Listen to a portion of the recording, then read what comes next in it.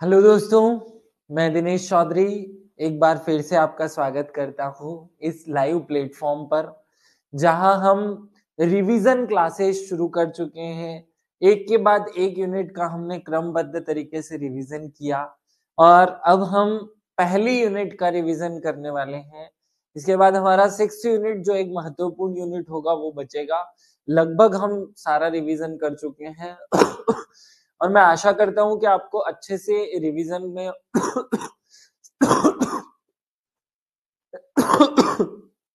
Revision से सहायता मिली होगी। सभी को good morning, good evening, good afternoon. थोड़ा सा मौसम खराब हो चुका है, एक दो दिन से ठंड बढ़ गई है फिर से। कोई बात नहीं, हम अपने मूल उद्देश्य को पूरा करें।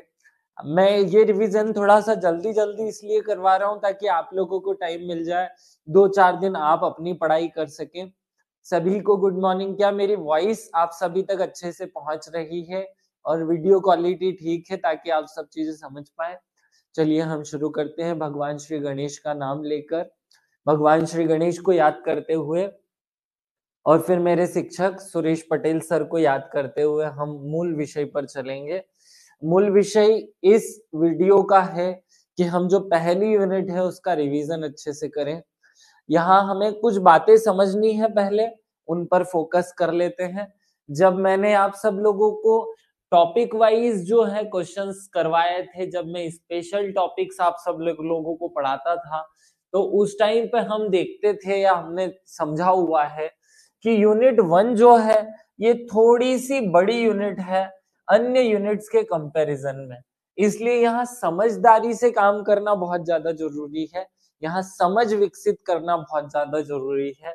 यूनिट 1 को अगर हम बड़े तौर पर देखें तो इसमें संकल्पना, संकल्पना एवं विचार ये वाला एक चैप्टर अलग से जोड़ा हुआ है। उसके बाद हम मूल जो इतिहास है उसको 3 भागों में बांटते हैं, तो प्राचीन काल, मध्य काल और आधुनिक काल। इस तरीके से हमारे सिलेबस में या जो पहली यूनिट है उसके 4 बड़े बड़े सेगमेंट बन जाते हैं, 4 उसमें हिस्से बन जाते हैं। संकल्पना एवं विचार से पिछली वाली परीक्षा में हमने देखा कि संकल्पना एवं विचार चैप्टर से 4 प्रश्न पूछे गए थे, जो कि बहुत महत्वपूर्ण हिस्सा है। 4 प्रश्न पिछले एग्जाम में यहाँ से आए। 2024 के पेपर के एनालिसिस के आधार पर ये बातें मैं कह रहा हूँ। प्राचीन काल के इतिहास से 2 प्रश्न आए, मध्य काल के इतिहास से कोई प्रश्न नहीं आया था पिछले एग्जाम में, और आधुनिक काल का जो इतिहास जिसे हम वर्तमान इतिहास या अंग्रेजों के जमाने का इतिहास कहते हैं, वहां से भी 4 प्रश्न पूछे गए थे। तो आप एक बड़ा बड़ा माइंड सेट कीजिए कि हमें मध्यकालीन इतिहास में उस स्तर पर नहीं घुसना है जिस स्तर पर सब लोग घुसने की कोशिश करते हैं या जिस स्तर पर हम इसे समझते हैं। ये एक अपने दिमाग में सेटअप होना चाहिए कि क्या पढ़ना है और कितना पढ़ना है।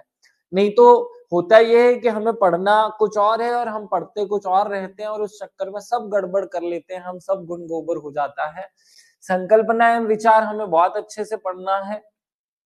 प्राचीन काल में आपको 2 प्रश्न पूछे थे, तो वो सिंपल सा हमें पता है कि प्राचीन काल के जो ऐतिहासिक ग्रंथ है, अभिलेख है, वहां से एक प्रश्न आ जाएगा और वहां के राजाओं ने जो कुछ काम किए हैं या वैदिक काल के टाइम के जो कुछ वर्ष विशेष शब्दावलियां हैं, वहां से एक प्रश्न आ जाएगा। इन 2 से बाहर यहाँ से प्रश्न जाता नहीं है। मध्यकाल से क्योंकि प्रश्न ही नहीं पूछा, तो हम भी कोशिश करें कि यहाँ से केवल बाउंड्री पाला छू करके आ जाए, बहुत अंदर घुसने की कोशिश ना करें। लेकिन आधुनिक काल से उसने बराबर प्रश्न पूछे हैं और आधुनिक काल से जो प्रश्न पूछे हैं उनको हमें बहुत ही विशेष महत्व देना है। आज इस वीडियो में हम इस आधुनिक काल के जो क्वेश्चंस होंगे या जो मूल टॉपिक है जिन्हें रट लेना चाहिए, जिन्हें घोट लेना चाहिए, उन पर बातें करने वाले हैं। तो चलिए शुरू करते हैं। पहले हम ये समझ लें कि इस आधुनिक काल से जो प्रश्न पूछे गए वो कहाँ से पूछे गए। तो उसने एक प्रश्न ब्रह्म समाज से पूछा था, इसका मतलब जो संस्थाएं हमारे सिलेबस में वहां से एक प्रश्न आता है। बंकिम चंद्र चटर्जी का जो इतिहास है, या बंकिम चंद्र चटर्जी से एक प्रश्न पूछा था मैंने, एक कोटेशन से क्वेश्चन पूछा गया, ये वाला क्वेश्चन कोटेशन से ही था। असहयोग आंदोलन या हमारे आजादी के जो आंदोलन हुए उससे एक क्वेश्चन पूछा गया। तो आज हम ये जो वीडियो आपके सामने अभी चल रहा है, इस 2 घंटे की, 1-1.5-2 घंटे की क्लास में हम आधुनिक भारत की जितनी भी चीजें होनी चाहिए हमें रटी हुई, वो सारी रटने वाले हैं। और इसकी शुरुआत हम करेंगे हमारे आधुनिक भारत के या आजादी के आंदोलन में या स्वतंत्रता के आंदोलन के समय लिखी गई जो किताबें, पत्र पत्रिकाएं थी उससे। अब आपको कुछ नहीं करना है, आपको केवल शांति से बैठ करके मुझे सुनना है, और जो कनेक्टिंग प्रोसेस मैं यूज करता हूं आपको याद कराने की, उसके माध्यम से रिपीटेशन टाइम पर ये चीजें आपको याद करनी है। देखिए सबसे पहले, और ये डाटा आपको कहीं ढूंढने की जाने की जरूरत नहीं है, ज्यादातर हिस्सा जो हम अभी पढ़ने वाले हैं आधुनिक भारत का, वो ल्यूसेंट की किताब से रहेगा, और ल्यूसेंट की किताब सर्व हमेशा सबके पास उपलब्ध रहती है। पहला जो हमें टॉपिक याद रखना है वो अभ्युदय है। अभ्युदय नाम का पत्र पत्रिका कौन छापता था? तो अभ्युदय नाम का पत्रिका जो है वो मदन मोहन मालवीय छापते थे। तो इस मदन मोहन मालवीय को मैं शॉर्टकट में जब भी अपने नोट्स में लिखता हूं तो MM लिख देता हूं, ताकि मदन मोहन मालवीय शब्द हम अच्छे से रिवाइज कर सके और छोटी सी जगह में लिख भी ले। तो अगर मैं पूछूं कि अभ्युदय किसका होगा, तो हम क्या बोलेंगे कि मैं, है ना, म बोलेंगे ना, कि भाई मेरा मेरा मेरा ही होगा, और किसी का हो ही नहीं सकता। अभ्युदय शब्द का हिंदी में अर्थ होता है उदय होना, जिसका विकास हो। तो इस दुनिया में सबसे ज्यादा अभ्युदय किसका होगा? तो मेरा होगा, मेरा होगा, मेरा होगा। मैं यही कहूंगा ना कि मेरा मेरा मेरा होगा। तो मेरा मतलब मैं मतलब M 3 बार M याद रख लेना, तो मदन मोहन मालवीय याद हो जाएगा। अब देखिए, मैं इस मदन मोहन मालवीय को मदन मोहन मालवीय पढ़ता ही नहीं हूँ। जब भी मुझे किसी चीज को याद करनी होती है तो मैं उसमें अपना खुद का एक नजरिया विकसित कर लेता हूँ। जैसे मैंने यहाँ मदन मोहन की जगह मनमोहन कर लिया था, तो मैं इसे मदन मोहन ना कहते हुए मनमोहन कह दूं, क्या दिक्कत है? मुझे याद अगर कोई चीज होती है तो याद करने में मुझे समस्या नहीं होगी। देखो हमारे भारत का लीडर कौन था? मनमोहन सिंह था। याद है ना सब लोगों को, जिनका अभी देहांत हुआ? भाई यूपीए सरकार की तरफ से लीडर थे, वो 10 साल प्रधानमंत्री रहे, छोटी बात नहीं है, और पूरे हिंदुस्तान के प्रधानमंत्री रहे हैं। भले ही से वर्तमान में कौन है प्रधानमंत्री? नरेंद्र मोदी। लेकिन 10 साल तक भी कोई व्यक्ति प्रधानमंत्री रहा, मतलब कोई छोटी बात नहीं है। तो हमारा लीडर कौन? तो मनमोहन सिंह।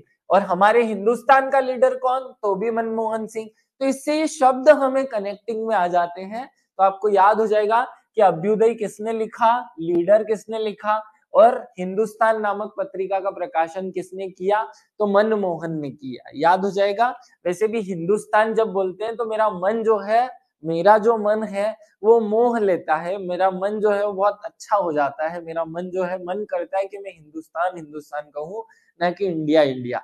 याद हो गया ये पहला वाला पॉइंट? अगर याद हो गया हो तो हाँ कहना। अगले वाले पे चलते हैं। दूसरे वाला शब्द है इंडियन मिरर। देखो इंडियन लोग मिरर में क्या देखते हैं? तो आपने देखा होगा 90% लोग मिरर में अपने बाल देखते हैं, और बाल को हिंदी में हम केश कहते हैं। क्या कहते हैं? केशव चंद्र नाम हो जाएगा इसका, केश हो जाएगा। ये देखो ना, केश। तो मिरर में हम क्या देखते हैं? केश देखते हैं। तो ये देखो इंडियन लोग मिरर में क्या देखते हैं? केश देखते हैं। याद हो जाएगा। अगला है वाम बोधिनी। वाम बोधिनी, तो वाम बोधिनी जो है वो भी केशव चंद्र सेन है। तो जब हमें वाम मतलब खुद का बोध होता है, तो हमें कुछ भी सहन नहीं होता है। खुद का बोध हो जाता है तो हमें कुछ भी सेन नहीं होता है, तो केशव चंद्र सेन हो जाता है। बस ये कनेक्ट करने के लिए मैं कुछ शब्दावलियां उपयोग कर रहा हूं, ताकि आपके दिमाग में चीजें सेट हो। ठीक है, आगे बढ़ते हैं। इंडिपेंडेंट। देखो हमें सोने को माला के रूप में या कुंडल के रूप में या बाली के रूप में या किसी न किसी रूप में बदलने के लिए उसमें कुछ चल चाहिए, लेकिन मोती जो होता है वो हमेशा इंडिपेंडेंट होता है। मोती को किसी और की जरूरत ही नहीं है, मोती अपने आप में इंडिपेंडेंट है। तो ये जो इंडिपेंडेंट है वो क्या है? वही तो मोती है। तो मोतीलाल नेहरू हम पूरा ना पढ़ते हुए केवल मोती पढ़ ले कि इंडिपेंडेंट कौन है? तो मोती है। भाई हीरे को तो कहीं ना कहीं चाहिए, जगह चाहिए होती है, लेकिन मोती को किसी की जगह नहीं चाहिए, वो अपने आप में इंडिपेंडेंट होता है। अगला काल। काल को हम पढ़े कल। कल पराज पे, है ना, कल पराजपे। देखो कल हम भगवान का नाम जपे उससे अच्छा आज ही जपे। ये लिखा है क्या है, परान जपे, है ना। लेकिन इसका अर्थ होगा मतलब नाम जपे, भगवान का नाम कल लेने से कुछ फायदा नहीं, आज लो ना। तो कल क्यों जपे, आज क्यों ना जपे, तो परान जपे। क्या बोले, परान जपे मतलब हम सब भगवान का नाम जपे, याद हो जाएगा। अगले वाले पे आते हैं, कामरेड। इसको कामरेड मत पढ़ो, इसको कामरेड पढ़ोगे तो भूलोगे, इसको पढ़ो कम रेट। हम जाते हैं ना सब्जी की दुकान पे, हम उससे पूछते हैं टमाटर क्या भाव, तो बोले 40 रुपए किलो, तो हम बोलेंगे कम रेट लगाओ ना भैया, है ना, कम रेट लगाओ ना। और जब हम किसी को कम रेट लगाने के लिए बोलते हैं तो बहुत प्यार मोहब्बत से बोलते हैं, है ना। तो देखो ये है कम रेट, क्या बोलेंगे, कम रेट। कम रेट जब हमें बोलना होता है तो हम बहुत मोहब्बत से बोलते हैं, तो मोहब्बत से बोलते हैं मतलब मोहम्मद से बोलते हैं, किससे बोलते हैं, मोहम्मद से, याद हो जाएगा। अगला हमदर्द, उसको हम बोलते हैं कि तू तो मेरा हमदर्द है, तू तो दे मुझे कम रेट में। भाई टमाटर 40 रुपए का है लेकिन मुझे तू हमदर्द है ना मेरा, इसलिए मुझे कम रेट में दे दे, मैं तुझसे मुझसे मोहब्बत करता हूँ इसलिए मुझे कम रेट में दे दे। तो याद हो जाएगा, कम रेट याद हो गया, कामरेड और मोहम्मद, कम रेट को जोड़ लिया हमने मोहब्बत से। अगला है बंदी जीवन। अगर आप कभी भी कोई भी मूवी देखते हैं तो उसमें जेल दिखाया जाता है, और उस जेल में एक बंदी दिखाया जाता है, कैदी दिखाया जाता है, और कैदी को कपड़े के अलावा केवल एक शॉल दिया जाता है, आपको याद हो तो। कैदी को बिस्तर नहीं दिया जाता, केवल एक शॉल दिया जाता है जेल में। एक वो सीमेंटेड जो है पलंग बने होते हैं, सीमेंट के अपने आप ऐसे कठोर पलंग बने होते हैं, उनपे सो जाता है आदमी। तो जेल में जो है वो सीमेंटेड पलंग होते हैं, केवल एक शॉल दिया जाता है। तो देखो बंदी जीवन जिएगा तो उसे क्या मिलेगा, एक शॉल मिलेगा, एक कंबल मिलेगा, एक शॉल और एक कंबल मिलेगा। तो शॉल से सचिन सान्याल हो जाएगा, या सान्याल सान्याल मतलब एक शॉल से ही पूरा जीवन काटना पड़ेगा, याद हो जाएगा। अगला दैनिक केसरी, ये याद रखना, केसरी और मराठा, ये हमें दो याद करने हैं। बाल गंगाधर तिलक ने दो पत्र पत्रिकाएं छापे, एक का नाम मराठा था और एक का नाम केसरी था। तो याद रखना, जो मराठी के नाम से है वो मराठी भाषा में नहीं है, वो इंग्लिश भाषा में है, और जो केसरी के नाम से है वो मराठी भाषा में है, इसको समझो। देखो जहां पर मराठी लिखा हुआ है वो अंग्रेजी भाषा में है, और जहां मराठी नहीं लिखा हुआ है वो मराठी भाषा में है। मतलब जो केसरी है वो मराठी भाषा में, और जो मराठा है वो अंग्रेजी भाषा में लिखा गया। बाल गंगाधर तिलक ने एक रहस्य लिखा, गीता रहस्य। ये 3 किताबें बाल गंगाधर तिलक की हैं, बहुत अच्छे से याद रख लेना। अब देखो कैसे याद रखोगे कि गीता रहस्य, तो आप अगर छोटे थे और बचपन में आपने शक्तिमान शक्तिमान देखी होगी, तो गीता जो थी ना, वो याद आया, शक्तिमान गंगाधर, तो गंगाधर ही शक्तिमान ही, ये एक रहस्य है। तो देखो ये है, गीता ही जानती है इस रहस्य को कि बाल गंगाधर तिलक, ये गंगाधर ही कौन है, शक्तिमान है। याद है ना सब लोगों को, आई वो याद बचपन की पुरानी छोटी छोटी, जब हम बहुत छोटे बच्चे थे तो हम शक्तिमान देखते थे, तो वहां गीता विश्वास नाम की एक लड़की थी और वही जानती थी कि गंगाधर ही शक्तिमान है। तो देखो गीता को यह रहस्य पता था कि जो गंगाधर है वही शक्तिमान है। याद आया सबको, नहीं आया हो तो बता दो, अगर ये इतनी सी बात भी याद नहीं आई हो तो फिर मुझे मतलब गलत, मैं अच्छे तरीके से याद नहीं करा रहा हूं। अगले वाले पे आते, कर्मयोगी, युगांतर, वंदे मातरम और लाइव डिवाइन अरविंद घोष की है। देखो इनकी 5 किताबें हैं। इनकी पत्नी का नाम था सावित्री, क्या नाम था, सावित्री। तो देखो ये क्या नाम है, इनकी पत्नी का नाम सावित्री है, तो अरविंद घोष ने एक किताब लिख दी सावित्री। अब उसके सामने ये बहुत काम करते थे तो अगली किताब बनी कर्मयोगी। देखो यहाँ एक पॉइंट याद रखना, कर्म करते हैं लेकिन कर्म का योग जो है वो हमें नहीं मिलता, कर्म जो है वो योग से मिलते हैं। तो सावित्री, कर्मयोगी, युगांतर, ये सब किताबें इन्हीं की हैं। यहाँ एक किताब लिखी हुई लाइव डिवाइन, तो यहाँ ये पॉइंट याद रखना कि ये दो एक जैसी किताबें हैं। एक का नाम है लाइफ डिवाइन, क्या नाम है, लाइफ डिवाइन, और एक का नाम है डिवाइन लाइफ, ये दो शब्द हैं। बस इसमें क्या हो रहा है देखो, ये शब्द उठ करके यहाँ आ जाएगा और ये शब्द उठ करके यहाँ आ जाएगा। तो लाइफ डिवाइन नाम की किताब शिवानंद की है, किसकी है, शिवानंद की। और डिवाइन लाइफ की नाम की किताब जो है वो अरविंद घोष की है, किसकी है, अरविंद घोष की। तो अब देखो यहाँ थोड़ा सा शब्द पर फोकस करना, जब जिंदगी की बात पहले होती है, लाइफ पहले आती है, तो लाइफ किसको मिली है? अरविंद को मिली है, तो अरविंद घोष पहले हो जाएगा। और डिवाइन लाइफ हो जाएगा, लाइफ बाद में है तो शिवानंद, तो सबसे ज्यादा आनंद हो जाएगा। मतलब डिवाइन शब्द जब पहले आएगा तो आनंद होगा। डिवाइन मतलब क्या होता है? डिवाइन मतलब कि शांति ही होता है असली में, तो डिवाइन मतलब शांति, तो शांति से ही आनंद। क्लियर हुआ? ये दो बातें अपने दिमाग में छाप लो कि डिवाइन लाइफ, लाइफ डिवाइन अपने दिमाग में सेट हो जाए। ये दो एक जैसी किताबें हैं, एक का नाम डिवाइन लाइफ और एक का नाम डिवाइन लाइफ है, लाइफ डिवाइन है। आगे बढ़े हम सब लोग। ये पूरे पेज में किसी को कोई किताब याद करने में दिक्कत हो तो भैया बता दें, मैं फिर से एक बार रिवाइज करा दूंगा। मुझे लगता है ये बहुत आसान है, सबको याद हो भी गई होगी। आगे बढ़ते हैं, नेक्स्ट पॉइंट पे चलते हैं। नेशन। नेशन मतलब हमारा देश। नेशन मतलब क्या होता है? देश। तो देश का हम क्या पढ़ते हैं? तो हम पूरे देश का जीके पढ़ते हैं ना। गोपाल कृष्ण जी के जी पूरा नाम है इनका। तो जीके जी को मैं जब परीक्षा में नोट्स बनाता था अपने, तो मैं जीके जी को गोपाल कृष्ण गोखले को शॉर्टकट में जीके जी लिखता था। और सही बात है, ये लिखता ही था, आज भी लिखता हूं। तो जीके जी मतलब गोपाल कृष्ण गोखले। तो हम जीके किसका पढ़ते हैं? तो पूरे देश का पढ़ते हैं, नेशन का पढ़ते हैं। तो नेशन का हम क्या पढ़ते हैं? जीके पढ़ते हैं। तो नेशन नाम की पत्रिका का प्रकाशन किसने किया? जीके जी ने किया, याद हो जाएगा। अगला, बंगाली। बंगाली को बंगाली मत बोलो, यहाँ लिखो बनाली। तो बनाली और ये बनर्जी। देखो बनाली और बनर्जी एक जैसे शब्द हैं। बनाली, बनर्जी, बनाली, बनाली, बनाली मतलब बनवाली।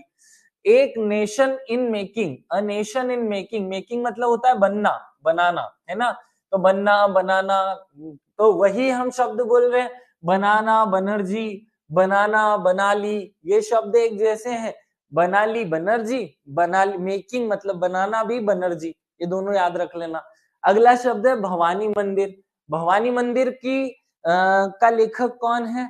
तो देखो भवानी माता का जो मंदिर है उसके ऊपर एक बाजा लगा रहता है, एक माइक लगा रहता है और वहां से बहुत घोषणाएं होती रहती हैं। याद आ रहा है आपको? भवानी के मंदिर से सब जगह की घोषणाएं होती है। तो वहां क्या बजता रहता है? घोष बजता रहता है। तो भवानी मंदिर से क्या बजता है? घोष बजता है। याद आया? आगे नेक्स्ट पॉइंट पे चलते हैं। सर जी कितने सरप्राइज दोगे डेली? बहुत सारे दिव्या। अगले पॉइंट पे आते हैं, यंग इंडिया। अब देखो यंग इंडिया जो है ना आज की तारीख में, वो बहुत स्वच्छ साफ सुथरा सा यंग इंडिया नहीं है। सच में यहाँ शब्द है महात्मा गांधी। मैं इसे महात्मा गांधी नहीं पढ़ू, क्योंकि मैं सारी किताबें महात्मा गांधी के नाम से याद करूंगा तो याद नहीं रहेगी। तो मैं महात्मा गांधी को महात्मा गंदी कर देता हूँ, है ना। महात्मा छोड़ दो इसको, गांधी को मैं गंदा कर देता हूँ। तो अभी सबसे ज्यादा गंदा कौन? सबसे ज्यादा गंदा कौन है? Young India. क्योंकि नौजवान जो इंडिया है वो पढ़ाई करने में लगा हुआ है, वो बाकी चीजों पर ध्यान ही नहीं दे पा रहा है। ठंड में वो नहाता नहीं है ना, वो अपने कपड़े नहीं धोता है। इस चक्कर में वो यंग इंडिया कैसा हो गया? गंदा इंडिया हो गया। कैसा हो गया? गंदा हो गया। तो गंदा से गांधी जी याद हो जाएंगे। यहाँ मैं उनका नाम नहीं बिगाड़ रहा हूँ, केवल आपको याद करा रहा हूँ। गांधी जी हमारे लिए महात्मा थे, महात्मा है, महात्मा ही रहेंगे, क्योंकि देश की आजादी में उनका अमूल्य योगदान है। अगला, नवजीवन। तो जब नया जीवन मिलता है किसी बच्चे को तो वो गंदा ही होता है भाई। नया जीवन मिलता है, बच्चा जब पेट से निकलता है बच्चे माता के, तो गंदा होता है, उसको साफ करना होता है। हिंद स्वराज। अगला शब्द क्या है? हिंद स्वराज। तो हिंद स्वराज मतलब पूरे हिंदुओं का स्वराज। हिंदुओं का स्वराज जो है वो उनके आत्मा से जुड़ा हुआ है। आत्मा से जुड़ा हुआ है, इसलिए इसको इस शब्द से जोड़ लो, महात्मा। क्या शब्द से जोड़ो? महात्मा। अगला, माई एक्सपेरिमेंट विथ ट्रूथ। तो जब किसी इंसान को एक्सपेरिमेंट होता है सत्य के साथ, मेरा एक्सपेरिमेंट विथ ट्रूथ, ये शब्द है। माई एक्सपेरिमेंट विथ ट्रूथ मतलब मेरा सत्य से सामना। तो जब इंसान का सत्य से एक्सपेरिमेंट होता है, सामना होता है, तो वह आदमी महात्मा बन जाता है। क्या बन जाता है? महात्मा बन जाता है। याद रहेगा। अगला, पावर्टी पाथवे टू गॉड। भगवान तक जाने का रास्ता जिसे पता हो जाए वो तो महात्मा हो जाता है। कैसा हो जाता है? महात्मा। तो पाथवे टू गॉड किसकी किताब है? महात्मा की किताब है। और महात्मा कौन है भारत का? भारत के महात्मा महात्मा गांधी है। बहुत आसानी से ये 4-5 किताब आपको याद हो जाएगी। अगला शब्द है संवाद कौमुदी। संवाद कौमुदी। देखो जब हम एक दूसरे को राय देते हैं तो हम एक दूसरे से संवाद करते हैं। हिंदी का शब्द है संवाद, वाद संवाद, है ना। तो संवाद शब्द कब होता है? कम्युनिकेशन इंग्लिश में बोलेंगे तो कम्युनिकेशन, हिंदी में बोलेंगे तो संवाद। तो संवाद जब होता है जब हम एक दूसरे को राय सलाह पर मशवरा देते हैं, तो एक दूसरे को राय देते हैं, मतलब राजा राम मोहन राय हो जाता है। तो ये राजा राम मोहन राय छोड़ो, आर आर आर बोलता हूं मैं इसको, इसीलिए वो एक मूवी को क्या हो गया, अभी एक अवार्ड मिला था आर आर आर, है ना, आर आर आर गाने, वो आर आर आर एक मूवी थी ना। तो आर आर आर जो है वो क्या है, हम राय देते हैं तो आर आर आर याद हो जाता है। तो राय से हम याद रखें, संवाद कौमुदी लिखी इन्होंने, ये याद रखना। सोम प्रकाश, सोम प्रकाश कैसा होता है, देखो आपको पता हो तो इस धरती पर लोग पीते हैं दारू, भगवान पीते हैं सोम रस, याद है ना, जब वो कुछ सीरियल्स में दिखाया जाता है, इंद्र की सभा चलती रहती है, मेनका नाम की एक अप्सरा नाचती है और भगवान सोम रस का प्याला उठाकर पीते हैं। तो जो सोम रस है वो कौन पीता है, सोम रस कौन पीता है, ईश्वर पीते हैं। कौन पीते हैं, ईश्वर। तो ईश्वर चंद्र विद्यासागर, ये याद हो जाएगा। अगले पॉइंट पाते हैं, अमृत बाजार पत्रिका। तो ये देखो, अमृत छोड़ दो, बाजार, बाजार में कोई क्या होता है, बाजार में तो बहुत शोर शराबा होता है। क्या होता है, शोर शराबा। और बाजार जाओगे तो आप क्या खरीद कर लाओगे, एक शीशी खरीद कर लाओगे। तो ये बाजार से हम क्या खरीद कर ले आए, एक शीशी खरीद कर ले आए। बाजार से हम क्या लेकर आए, एक शीशी खरीद कर लाए। तो शिशिर कुमार घोष नाम याद हो जाएगा, बड़े आसानी से आपको ये दिमाग में हो। अगले पॉइंट पे आते हैं, कॉमनवेल्थ और न्यू इंडिया। देखो एनी बेसेंट, इन्होंने लिखा एनी एनी बेसेंट। तो देखो ये क्या नाम है, कॉमनवेल्थ। तो एक कॉमन है, कॉमन बात है, एनी आदमी मतलब एनी मैन, ये क्या लिखा है, एनी। अब ये बेसेंट शब्द को मैंने हटा दिया, बस एनी, एनी मतलब एनीवन। तो एनीवन मतलब कॉमन आदमी, है ना। तो एनीवन कैन बी कॉमन, तो एनीवन बी कॉमनवेल्थ। क्या होगा, कॉमनवेल्थ किसने लिखी, एनीवन ने लिखी। तो एनीवन मतलब एनी बेसेंट। फिर न्यू इंडिया, तो नया इंडिया जो है वो उसका बेस बहुत मजबूत है। नए इंडिया का क्या है, बेस बहुत मजबूत है। तो बेस बहुत मजबूत है मतलब बेसेंट है वो, याद हो जाएगा। तो याद रखना, एनी बेसेंट से दो किताबें थी या दो पत्र पत्रिका थी, न्यू इंडिया और कॉमनवेल्थ। तो हमने कॉमनवेल्थ को जोड़ दिया एनी से और न्यू इंडिया को जोड़ दिया बेस मजबूत होने से। तो ये दोनों अपने दिमाग में सेट हो जाए, याद हो जाए। अगला, फ्री हिंदुस्तान, किताब का नाम क्या है, फ्री हिंदुस्तान। तो हम फ्री किसे करवाएंगे, जो किसी न किसी का दास होगा उसी को तो फ्री कराएंगे। तो देखो यहाँ क्या लिखा हुआ है, तारकनाथ दास। तो दास को हमने क्या करा दिया है, दास को हम फ्री करवा देते हैं। दास को क्या करा दो, फ्री। तो दास जो था उसे हमने क्या करा दिया, फ्री। क्या ये सेकेंड पेज पे पेज भर के जो पत्र पत्रिकाएं प्रकाशन थे वो आप सबको याद हो जाएंगे, आपके दिमाग में सारे सेट हो रहे हैं अच्छे से। अगर हो रहे हैं तो मुझे एक बार कमेंट करके बताओ भाई जल्दी से, ताकि मैं मान लूं या समझ जाऊं कि आपको याद हो रहा है। तो फिर मैं इसी क्रम को आगे बढ़ाता हूं। जल्दी फटाफट कमेंट कर दो, कमेंट की सख्त आवश्यकता है, जल्दी बताओ। याद हुआ, चलो बहुत अच्छे। ठीक है, साक्षी, अमृतलाल, देवेंद्र, रुचिका, चलो बहुत अच्छा बच्चा। इनको आप सब लोगों को देखो, अब मैं 2-3-4 क्लासेस और लूंगा, उसके बाद फिर मैं क्लास लेना बंद करूंगा, क्योंकि आपको टाइम मिले बार बार आप इनको रिपीटेशन घोटामारी कर लो, है ना। क्योंकि मैं यहाँ पढ़ाता हूँ, आपको थोड़ी देर के लिए याद रहेगा, परमानेंट याद करने के लिए इनको 2-2 3-3 बार आपको रिवाइज करना है। तो आप रिविजन करना अच्छे से चालू करो, खूब खूब रिविजन करना है आपको। अगले वाले पे आते हैं, द रिवोल्यूशनरी। क्या नाम है, द रिवोल्यूशनरी, है ना। तो रिवॉल्यूशन शब्द का हिंदी में अर्थ होता है, रिवॉल्यूशन शब्द का हिंदी में क्या अर्थ होता है, क्रांति। क्या अर्थ होता है, क्रांति। तो जब क्रांति आती है, आपने देखा होगा मनोज कुमार की एक पिक्चर है क्रांति, तो क्रांति में मनोज कुमार जो है एक शॉल लपेट करके चले जाते हैं ना। तो जब भी क्रांति होती है, रिवॉल्यूशन होता है, तो क्रांतिकारी एक शॉल लपेट लेते हैं, सान्याल लपेट लेते हैं, याद हो जाएगा। चलो बहुत अच्छी बात है। अगला, poverty and un British rule in India. Poverty मतलब क्या, पावर्टी मतलब गरीबी, पावर्टी का हिंदी ट्रांसलेशन होता है गरीबी। और un British rule of India, दादा भाई नौरोजी, है ना। तो देखो अगर कोई आदमी गरीब है तो वो सबको दादा भाई करते फिरेगा, क्या करेगा, दादा भाई, है ना। और फिर अगला किताब है रस्ट गफ्तूर। क्या नाम है, रस्ट गफ्तूर। ये फारसी भाषा में लिखी हुई किताब है, इसलिए इसका नाम है रस्ट गफ्तूर।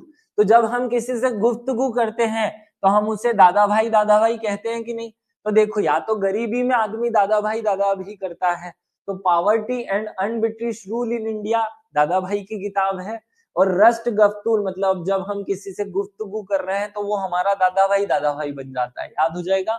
अगले पॉइंट पे आओ, इंडिया डिवाइडेड। अब भैया देखो इंडिया को डिवाइड कौन कर सकता है? इंडिया को दो भागों में डिवाइड करने का आज की तारीख में किसे अधिकार है? भारत के राष्ट्रपति को। भारत का राष्ट्रपति चाहे ना तो इंडिया को दो भागों में डिवाइड कर दे, तो वही अंग्रेजों ने भी किया था। उस समय गवर्नर जनरल चला करते थे, तो गवर्नर जनरल ने इंडिया को दो भागों में भारत और पाकिस्तान में बांटा था, है ना। तो अब राजेंद्र प्रसाद भारत के पहले राष्ट्रपति थे, उन्होंने इंडिया को डिवाइड कर दिया, समझो, ठीक है। महात्मा गांधी एंड बिहार, ये भी क्या किसकी किताब है? राजेंद्र प्रसाद की। वैसे याद रखना कि राजेंद्र प्रसाद जो है वो बिहार के रहने वाले थे। अगला, अनहैप्पी इंडिया। अब इंडिया जो है वो अगर हैप्पी होगा, खुश होगा, तो वो बहुत अच्छे से खुश होगा, लेकिन अगर वो अनहैप्पी होगा तो उसके फेस पर लाल लाल रंग दिखाई देगा। इंडिया के लोग जब गुस्से में होते हैं ना या खुश नहीं होते हैं तो उनके मुंह लाल पड़ जाते हैं।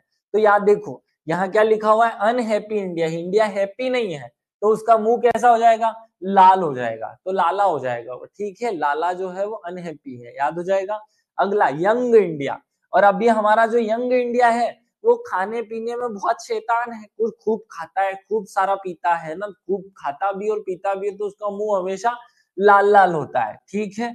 The story of my deportation, the story of my deportation, ये मन से याद कर लेना, लाला लाजपत राय की किताब है। अगले वाले पॉइंट पे चलते हैं। इंडिया विंस फ्रीडम, विंस मतलब जीतना, इंडिया ने आजादी को जीत लिया। देखो ये शब्द है, इंडिया ने आजादी को जीत लिया, ठीक है। तो आजादी को जीता, तो ये किताब लिखी आजाद ने। देखो इंडिया विंस, विंस मतलब कि विन माने कि जीतना, क्या होता है? जीतना। जीतने को हिंदी में कहते हैं, देखो फ्रीडम को हम हिंदी में कहते हैं आजादी, क्या कहते हैं? आजादी। तो ये आजादी नाम की किताब किसने लिखी? आजाद ने लिखी, अबुल कलाम आजाद ने, ठीक है। अगला, गुब्बारे खातिर, किताब का नाम है गुब्बारे खातिर, है ना। तो देखो गुब्बारे को अगर फोड़ना है तो उसमें कलम की चोंच, जो अपना पेन होता है ना, उसकी चोंच को यूं घुसेड़ दो तो कलम वो गुब्बारा फूट जाता है। तो गुब्बारे को फोड़ना है तो उसमें कलम घुसाड़ दो, है ना। तो कलम घुसेड़ दो मतलब कि अब्दुल कलाम कर दो, है ना। अगला, अल हिलाल, क्या नाम है? अल हिलाल, अबुल कलाम आजाद। तो अब क्या है? अब हिलाने से कोई फर्क नहीं पड़ता, अब तो आजाद हो गए, है ना। तो अबुल कलाम आजाद, अब अल हिलाल, इनकी तीन किताबें थी। इंडिया विंस फ्रीडम मतलब इंडिया ने आजादी को जीता, गुब्बारे खातिर और अल हिलाल, ये तीनों अच्छे से याद रखना। अगले वाले पे आते हैं, डिस्कवरी ऑफ इंडिया, भारत एक खोज, इसका हिंदी ट्रांसलेशन होता है भारत एक खोज। तो भारत की डिस्कवरी कौन किसने की थी? तो भारत की डिस्कवरी जो है वो जवाहरलाल नेहरू, जो कि भारत के पहले प्रधानमंत्री थे, उन्होंने की थी। याद रखना, भारत की डिस्कवरी किसने की? जवाहरलाल नेहरू ने की। अगला, क्योंकि इससे पहले तो हम हिंदुस्तान हुआ करते थे ना भाई, आजादी के पहले तो भारत एक हिंदुस्तान नाम का देश था। जब आजादी मिली तो हम भारत और पाकिस्तान दो नए देश बने। तो आजादी मिलने के बाद भारत नए स्वरूप में आया, उसकी खोज किसने की? तो उसकी डिस्कवरी किसने की? तो पहले प्रधानमंत्री जवाहरलाल नेहरू ने की। अगला, ग्लिम्सेज ऑफ वर्ल्ड हिस्ट्री, ये छोड़ दो, कोई काम की किताब नहीं है। अगला, मेरी कहानी, किसकी कहानी? मेरे प्रधानमंत्री की कहानी। तो मेरे प्रधानमंत्री की कहानी मतलब जवाहरलाल नेहरू की कहानी। अगला, कौमी आवाज, छोड़ दो, ये किताब भी कोई काम की नहीं है, हिंदू मुस्लिम डिवाइडेशन पर बात करती है। आगे, हिंट्स ऑफ सेल्फ कल्चर। अब देखो, अगर हमें खुद की संस्कृति के लिए भी हिंट चाहिए होगी, हिंट देनी पड़ेगी। सोचो, अब हमारी जो जनरेशन है वो इतनी खराब है कि उसे खुद की संस्कृति का भी ज्ञान नहीं है। उसे ये भी बताना पड़ता है कि तिलक क्यों लगाया जाता है, उसे ये बताना पड़ता है हाथ में नाड़ा क्यों बांधा जाता है। तो अगर खुद की संस्कृति की भी बात आपको खुद को याद नहीं है तो मुझे आप पर दया आती है, और मुझे आप पर जब दया आती है तो आपका नाम दयाल हो जाता है ना। ये दया आती है मतलब हर दयाल हो जाता है, याद हो जाएगा। क्या ये शब्द आपको याद हो रहे हैं? थोड़े से कठिन जरूर है लेकिन इतने भी कठिन नहीं कि हमें याद ना हो। तो अगला तीसरा जो पेज था, अगला पेज जो है उसकी 20-25 जो भी किताबें हैं वो फिर से मैंने याद की।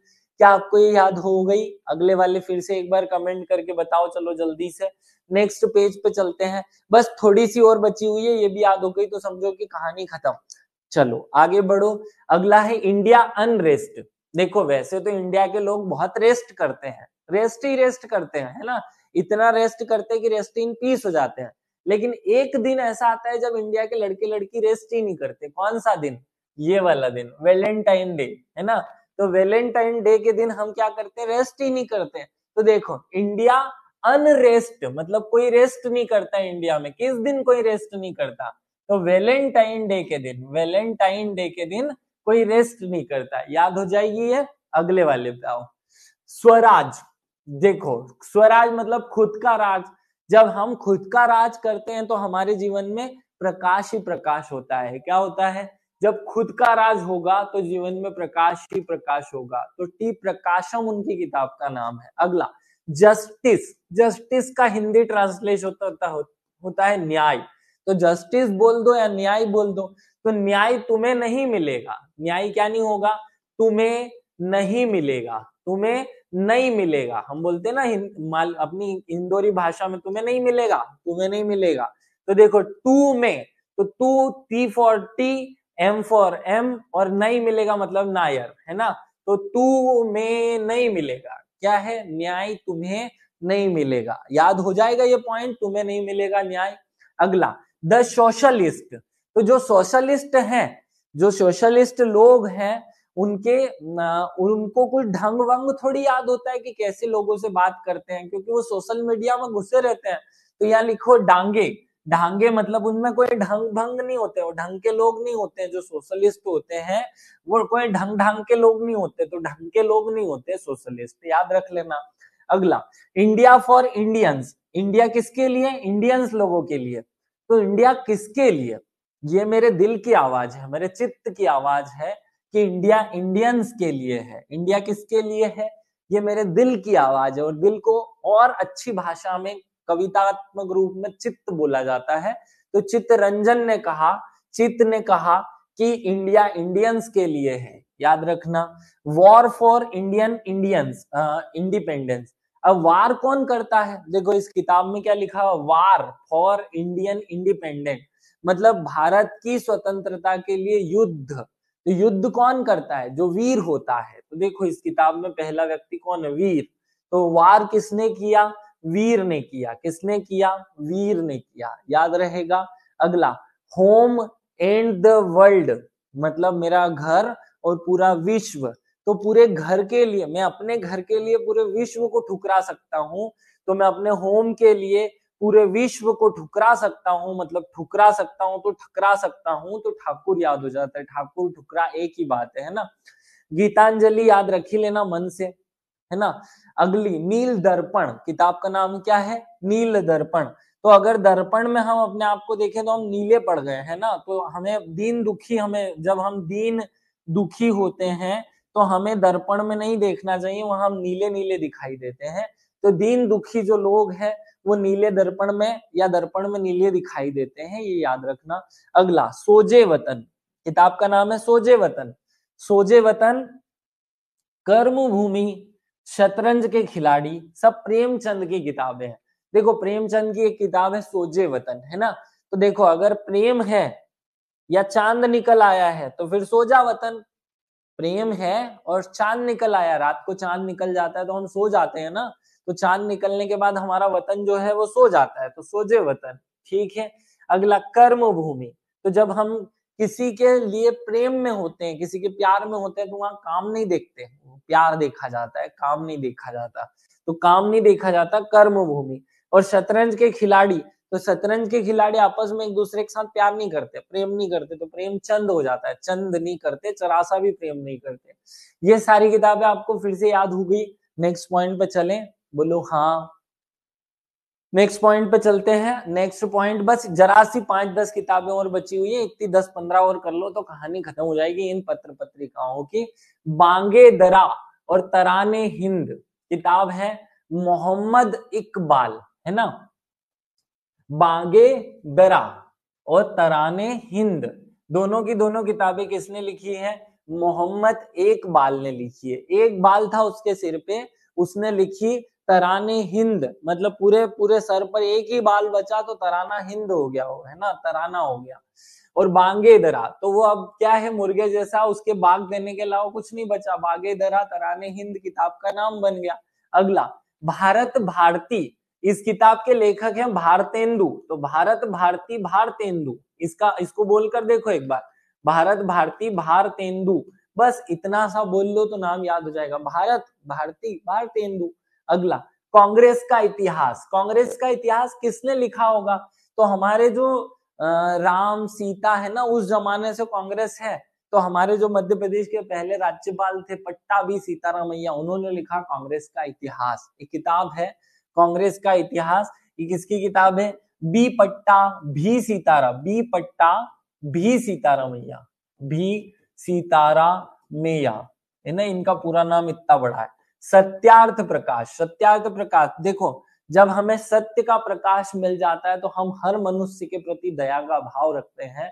तो सत्य का प्रकाश जब हमें मिलता है तो हम हर मनुष्य, हर जीव के प्रति दया का भाव रखते हैं, दयानंद हो जाते हैं, दयानंद सरस्वती। अगला, इंडियन स्ट्रगल, इंडिया में सबसे ज्यादा, इंडिया को आजाद कराने के लिए सबसे ज्यादा स्ट्रगल किसने किया? तो जो इंडिया का बोस होगा उसने किया। तो क्योंकि सबसे ज्यादा स्ट्रगल तो बोस को करना होता है ना, तो सुभाष चंद्र बोस, इंडियन स्ट्रगल उनकी किताब है। अगला, आनंद मठ और देवी चौधरायनी, है ना, देवी चतुरायनी, है ना, चौधरायनी। देखो, बंकिम चंद्र चट्टोपाध्याय, चट्टोपाध्याय की किताब है आनंद मठ। तो देखो, जो चटोरे लोग होते हैं उनको बड़ा आनंद आ जाता है कुछ भी चाट लेते हैं तो देखो ये क्या लिखा है, चट्टोपाध्याय। तो चट्टोपाध्याय मतलब कुछ चाट लिया है तो उनको बड़ा आनंद आ गया। और देवी चौधराइन तो मन से ही कर लेना, इसको याद हो जाएगा, है ना। अगला, भारतीय विद्रोह के कारण, भारतीय विद्रोह के कारण सब सही सही बताओ रे भैया, सही सही बताओ, सही सही बताओ। तो सही सही बताओ मतलब सैयद सैयद बताओ, सर सैयद, सैयद, देखो सर सैयद, सैयद मतलब सही सही। तो भारत में विद्रोह के कारण सही सही बताओ, ठीक है।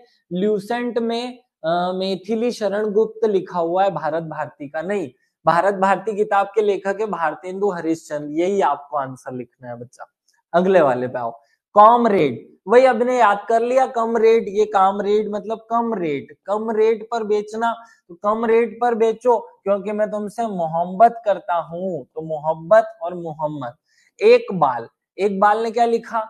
गुलाब, एक बाल नाम की किताब लिखी गुलाब हुसैन ने, किसने लिखी?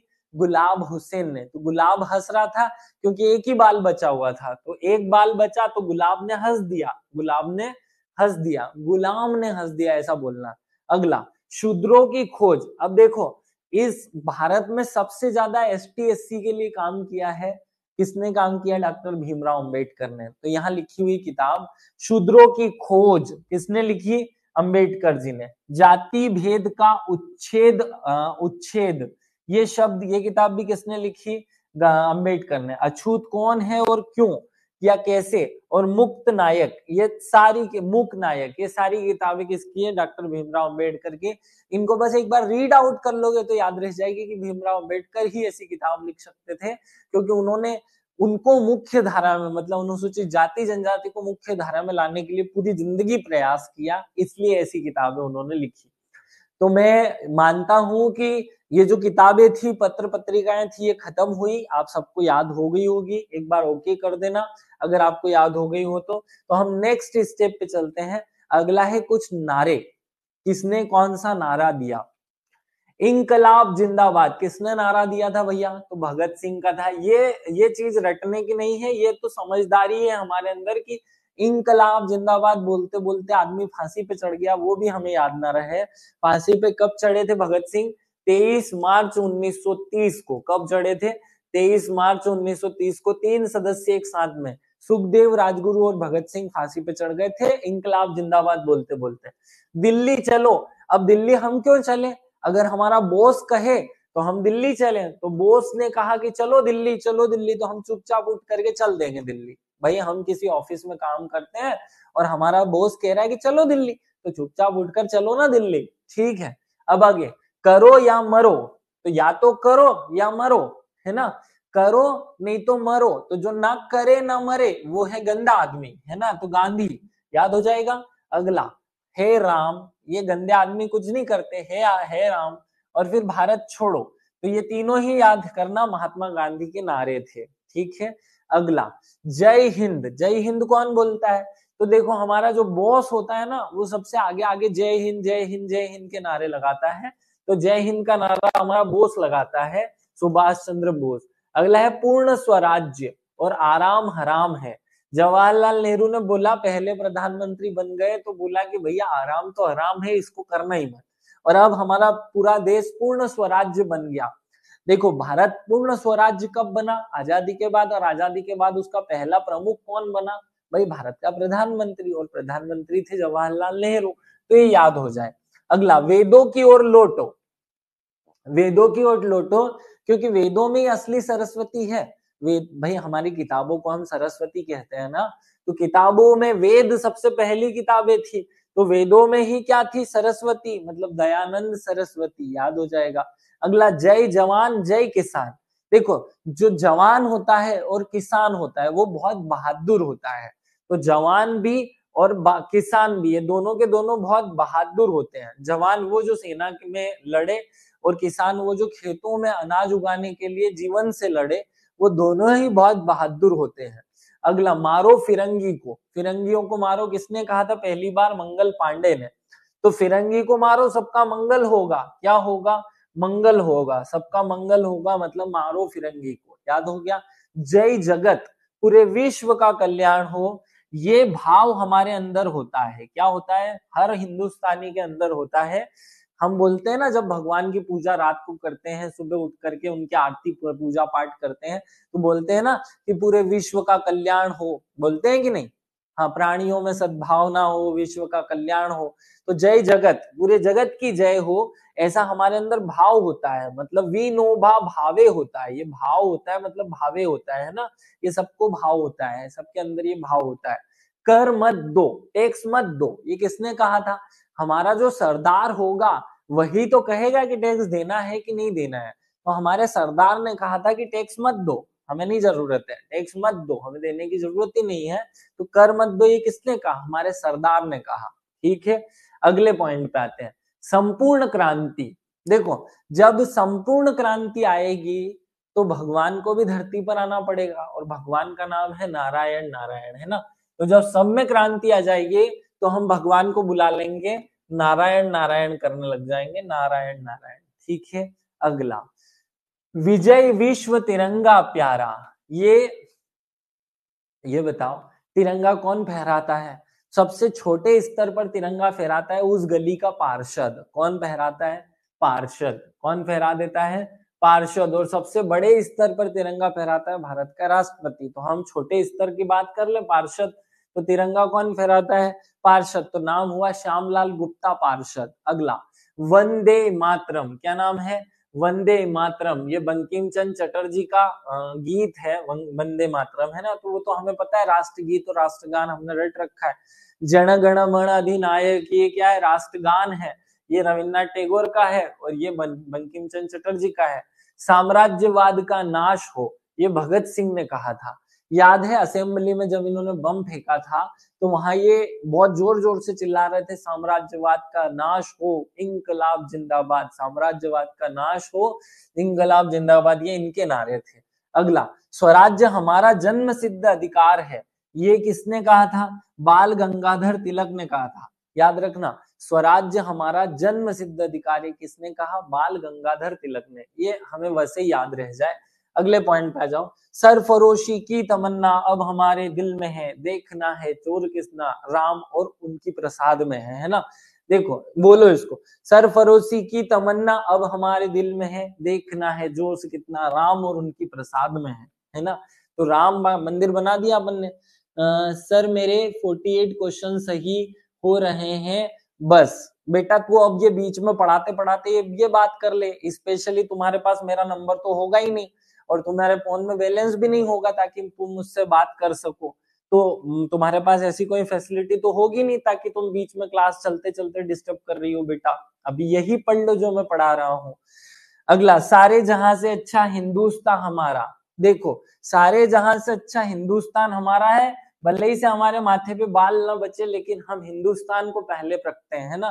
तो हमारे सिर पर भले एक भी बाल ना बचे, हम पहले हिंदुस्तान को रखते हैं। तो सारे जहां से अच्छा है हिंदुस्तान हमारा, भले ही से हमारे सर का एक बाल ना बचे, हम हिंदुस्तान हिंदुस्तान करते रहेंगे। अगला, तुम मुझे खून दो मैं तुम्हें आजादी दूंगा। ऐसा कौन कहेगा? तुम मुझे खून दे दो मैं तुम्हें आजादी दूंगा, अपना बॉस कहेगा। तो ये लो, बॉस ने कह दिया कि तुम मुझे खून दे दो मैं तुम्हें आजादी दे दूंगा। साइमन कमीशन वापस जाओ। अब सबको पता है 1928 में जब साइमन कमीशन आया था, तो 1928 में साइमन कमीशन का विरोध करते करते लाला लाजपत राय के सर पर बहुत सारी लाठियां पड़ी थी और उनको लाठी मार मार करके मार डाला गया था अंग्रेजों द्वारा। तो उस समय उन्होंने कहा था कि साइमन कमीशन वापस जाओ, और फिर जब लाठियां पड़ने लगी तो उन्होंने कहा कि मेरे सिर पर पड़ी हुई एक एक लाठी अंग्रेजी शासन की के ताबूत की कील होगी। तो ये उनके दो कोटेशंस हैं, हमें लाला लाजपत राय के दोनों कोटेशन याद रखने हैं। अगला, इसी में मैंने अभी एक बता दिया, मेरे सिर पर पड़ी हुई लाठी का एक एक प्रहार अंग्रेजी शासन के ताबूत की कील हो गए, लाला लाजपत राय ने कहा था। Who lives if India dies, मतलब अगर हिंदुस्तान मर जाएगा तो कौन जिंदा रहेगा, है ना। तो जवाहरलाल नेहरू ने कहा था कि अगर भारत मर जाएगा तो कौन जिंदा रहेगा? कोई जिंदा नहीं रहेगा, क्योंकि भारत के पास एटॉमिक पावर है, वो सबको मार करके ही मरेगा, है ना। अगला, मुसलमान मूर्ख थे जो उन्होंने सुरक्षा की मांग की, और हिंदू उनसे भी बड़े मूर्ख थे जिन्होंने उस मांग को ठुकरा दिया। ये किसने कहा? अबुल कलाम आजाद ने कहा था। इतना बड़ा कोटेशन है, वो वैसे ही याद रह जाएगा। अगला, क्रांति की तलवार पर धार वैचारिक पत्थर पर रगड़ने से आती है। ये भगत सिंह ने कहा था। किसने कहा था? तो जो क्रांति की तलवार है उससे हम किसको मारेंगे? तो शेर को मारेंगे। किससे मारेंगे? किसको मारेंगे? सिंह को मारेंगे, भगत सिंह को मारेंगे। याद हो जाएगा। ये क्वेश्चन अपने दिमाग में सेट कर लेना। अगले अच्छे से दो टॉपिक अभी तक हमने कंप्लीट किए। पहला, बहुत सारी किताबें कंप्लीट की, और दूसरा पॉइंट हमने बहुत सारे कोटेशंस जो हैं वो कंप्लीट किए। आगे आंदोलन और उनकी घटनाओं पर आते हैं। बहुत इंपॉर्टेंट पॉइंट है, हमें अच्छे से इसको याद करना है, सबको ये अच्छे से याद होना चाहिए। क्या है भाई? भारतीय राष्ट्रीय कांग्रेस की स्थापना।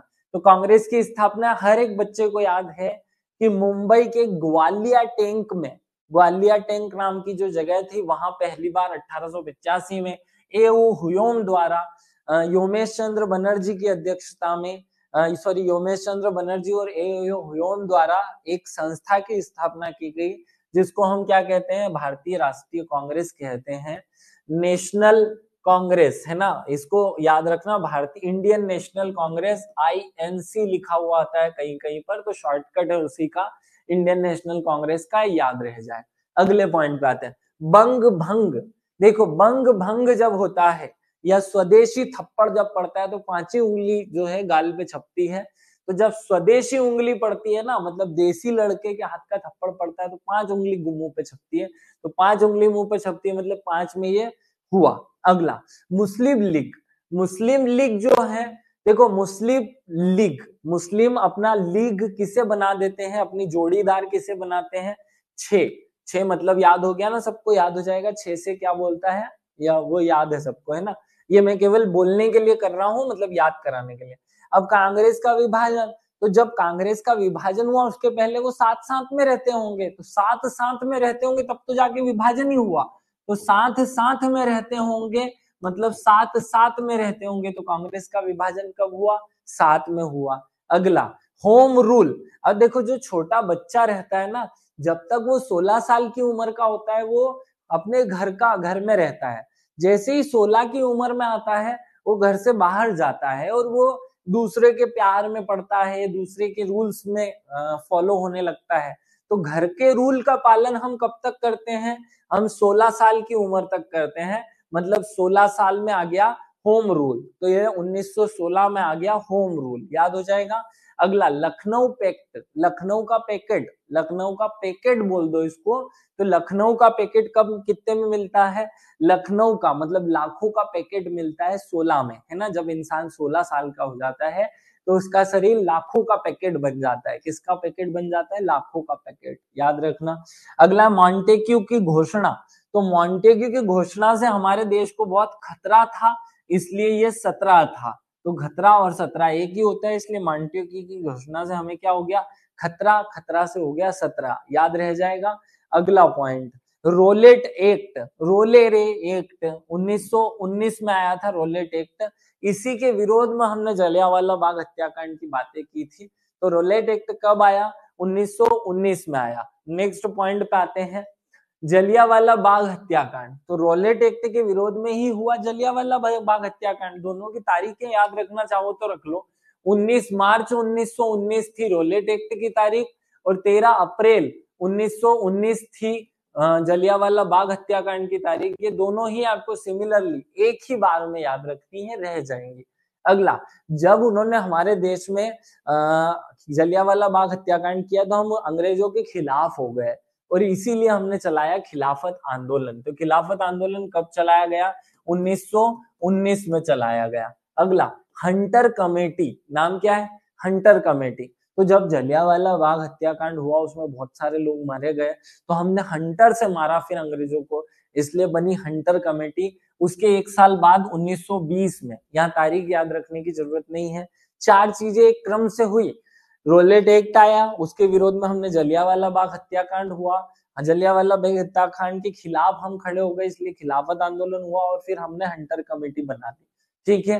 कांग्रेस का नागपुर अधिवेशन, कांग्रेस का नागपुर अधिवेशन भी सेम टाइम पे होगा 1920 में, और उस नागपुर अधिवेशन में जलियांवाला बाग हत्याकांड की बातें की जाएगी। उसके लिए एक समिति बनाई जाएगी, गांधी जी और पट्टाभी सीतारामैया और वल्लभ भाई पटेल ऐसे 3-4 लोग उसमें शामिल होंगे। असहयोग आंदोलन का आरंभ कब होगा, असहयोग आंदोलन का आरंभ, तो देखो अगर कोई हमारे बच्चों को मारे, हमारे देश के लोगों को मारे, तो हम उनका असहयोग करेंगे। तो जलियांवाला बाग में उन्होंने हमारे हमारे लोगों को मारा, तो फिर हमने उनका असहयोग करना शुरू किया 1920 में। ठीक है। अगला वाला, चोरा चोरी, हम इसे चोरा चोरी नहीं बोलो, छोरा छोरी बोल दो। मालवी भाषा में छोरा छोरी का मतलब होता है लड़का लड़की। तो कितने छोरा छोरी चाहिए, तो दो दो छोरा छोरी चाहिए। तो देखो 2-2-2, बस ये याद हो गया। फरवरी और 22, तो ये 1922 में दो दो छोरा छोरी चाहिए ना, सबको दो दो छोरा छोरी चाहिए हमारे यहाँ। तो दो से ज्यादा कोई बच्चे पैदा नहीं करना चाहता ना, तो बच्चों को बोलते हैं छोरा छोरी, है ना, चोरा चोरी की बजाय कर लो छोरा छोरी। कितने छोरा छोरी चाहिए, तो दो दो छोरा छोरी चाहिए बस, तो छोरा छोरी दो दो याद हो जाएगा, होगा याद। अगला, Swaraj, Swaraj party.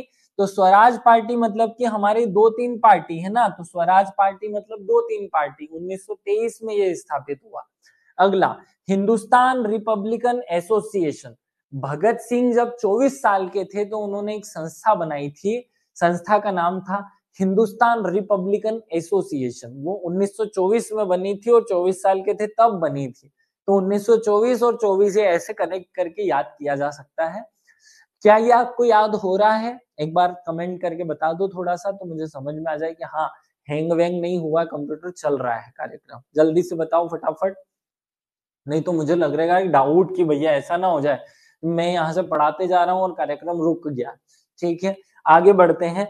Next point पे आओ, साइमन कमीशन की नियुक्ति।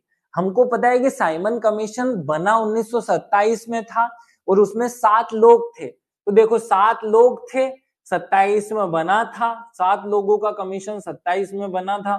तो साइमन, साइमन और 27, 27 एक जैसे टोन आएगा इसमें। 27 में बना साइमन कमीशन, और भारत आया 1928 में, 3 फरवरी 1928 को। और उसके ही विरोध में लाला लाजपत राय जब आंदोलन के लिए गए उनका विरोध करने, तो उनको लाठी मार मार कर मार दिया। तो उन्होंने नारा बोला था कि मेरे सिर पर पड़ी हुई एक एक लाठी अंग्रेजी ताबूत की कील होगी, याद रखना।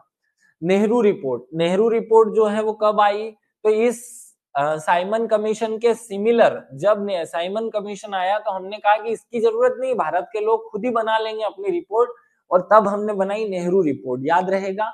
अगला, बारदोली सत्याग्रह। हमारे जो वल्लभ भाई पटेल थे, उन्होंने गुजरात में बारदोली नाम की जगह पर महिलाओं के साथ मिलकर एक आंदोलन किया था, जिसको बारदोली सत्याग्रह कहते हैं। तो सरदार वल्लभ भाई पटेल को, सरदार वल्लभ भाई को पटेल को बारदोली की महिलाओं ने सरदार की उपाधि पहली बार इसी सत्याग्रह पे दी थी। तो सरदार को सरदार कहा गया था बारदोली सत्याग्रह में। ठीक है, 1928 में ये हुआ था। अगला होता है लाहौर षड्यंत्र केस। लाहौर षड्यंत्र केस क्या होता है? तो लाहौर षड्यंत्र केस आपको और कुछ याद नहीं रखना, वो जो हमने लाहौर की असेंबली में बम फेंके थे ना, वही लाहौर षड्यंत्र केस आप सिमिलरली याद रख सकते हो। 1929 में हुआ था वो। कांग्रेस का लाहौर अधिवेशन, ये लाहौर में होगा और ये भी लाहौर षड्यंत्र है। तो देखो, लाहौर षड्यंत्र और लाहौर का कांग्रेस अधिवेशन दोनों एक ही साल में है, दोनों एक साथ में है, दोनों एक साथ नहीं है। तो एक साथ करो इनको, दोनों, ये दो और ये नो, तो दोनों लाहौर एक साथ हो तो साथ में लाहौर कब हो जाएगा, तारीख उसकी, साल हो जाएगा उसका, दोनों मतलब 29। याद हुआ?